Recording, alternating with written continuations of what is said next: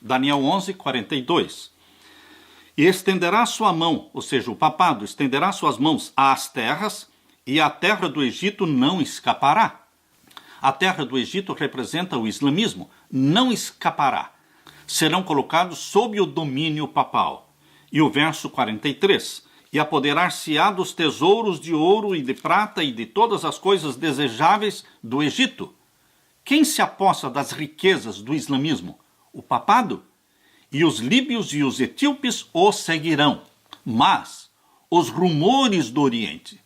O verso 44 marca realmente uma virada, o ponto de virada. O verso 44, pela conjunção mas.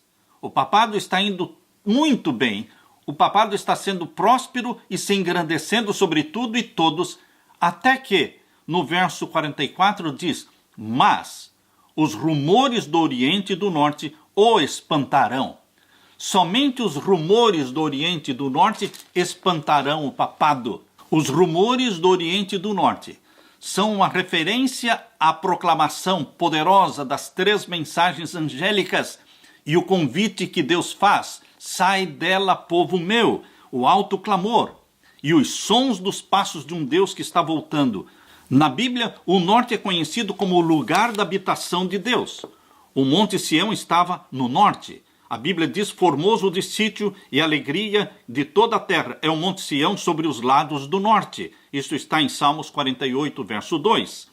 E a Bíblia diz em Apocalipse capítulo 7, verso 2, que o anjo do selamento, aquele que vem com o selo do Deus vivo, para selar o povo de Deus, o selamento dos vivos, ele vem do Oriente. Queridos, os rumores do norte e do Oriente dizem respeito à proclamação poderosa das 3 mensagens angélicas e o selamento do povo de Deus com o selo do Deus vivo.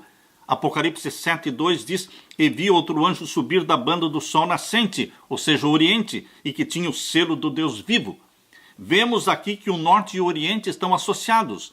Do Oriente vem um anjo com o selo do Deus vivo, e do norte, o lugar da habitação de Deus, vem Miguel, o grande príncipe, para libertar o seu povo. Aleluia! É esta mensagem poderosa que faz com que o rei do norte, o papado, trema e se espante. Tanto o norte como o Oriente estão associados à volta de nosso querido Salvador Jesus Cristo. Assim escreveu a serva de Deus. Viu uma nuvem flamejante aproximar-se de onde Jesus estava. Então Jesus tomou seu lugar na nuvem que o levou para o Oriente, onde ele apareceu primeiro aos santos da terra. Isto está escrito em Maranata, Meditação Matinal, Maranata, de 1977, página 285. E agora vamos ler o finalzinho do verso 44. Mas os rumores do Oriente e do Norte o espantarão, e sairá com grande furor para destruir e extirpar a muitos. Queridos, assim como Hitler, no final, quando ele já se viu derrotado, foi quando ele fez o maior número de vítimas, matando pessoas, assim também o papado.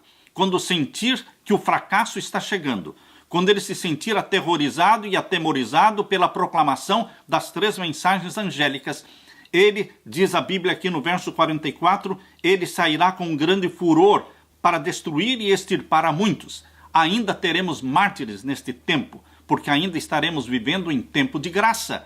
Isto vai acontecer antes do fechamento da porta da graça. Por isso Deus permitirá que alguns mártires morram para a conversão de muitos outros. E o verso 45 diz, e armará as tendas do seu palácio, o rei do norte, o papado, armará as tendas do seu palácio entre o mar grande é o mar Mediterrâneo, e o Monte Santo e Glorioso. Este era o monte onde estava o templo de Jerusalém, e hoje está ali a mesquita de Omar, a mesquita maometana.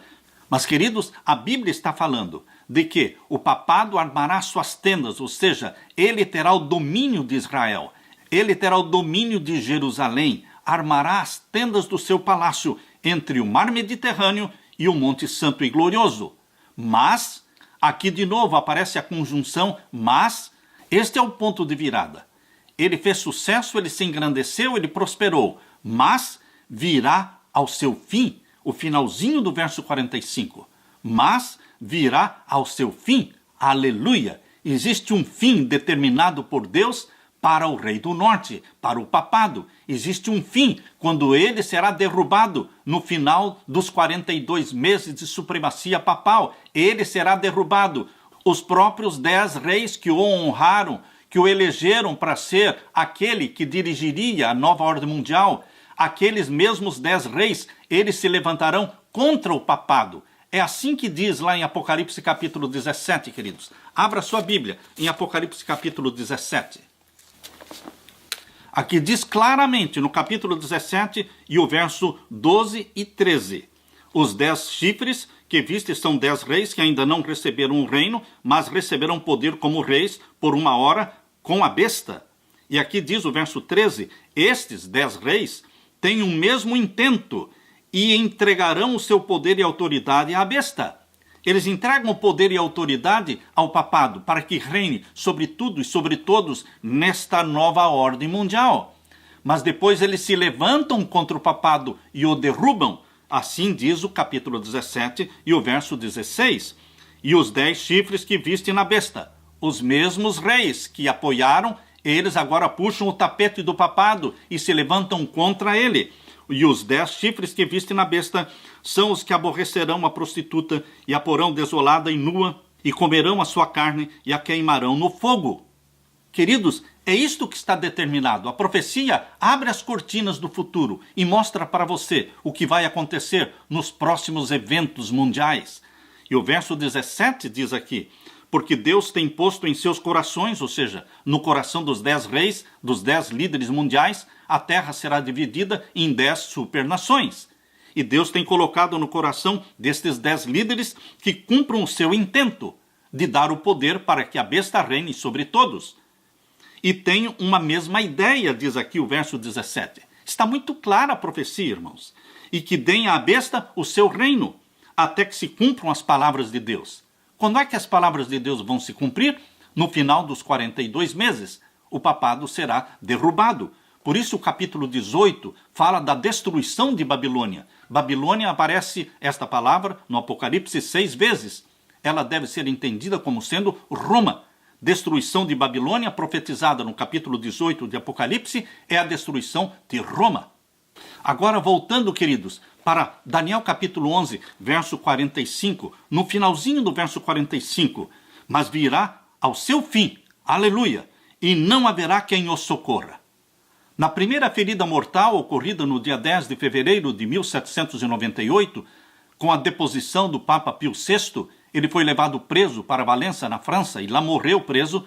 Nesta primeira ferida mortal, houve uma cura. Aqui lemos, em Apocalipse 13, verso 3, e vi uma das suas cabeças como ferida de morte. Queridos, a profecia mostra que para esta ferida de morte de 1798 haveria uma cura, e a sua chaga mortal foi curada a partir de 1929. A partir de 1929, esta chaga mortal está sendo curada. Será finalmente curada quando for imposto o decreto dominical e o Papa tiver domínio mundial durante a supremacia papal de 42 meses. Mas a profecia mostra que no final destes 42 meses haverá o fim do papado. Por isso diz aqui no capítulo 11, verso 45, mas virá ao seu fim e não haverá quem o socorra.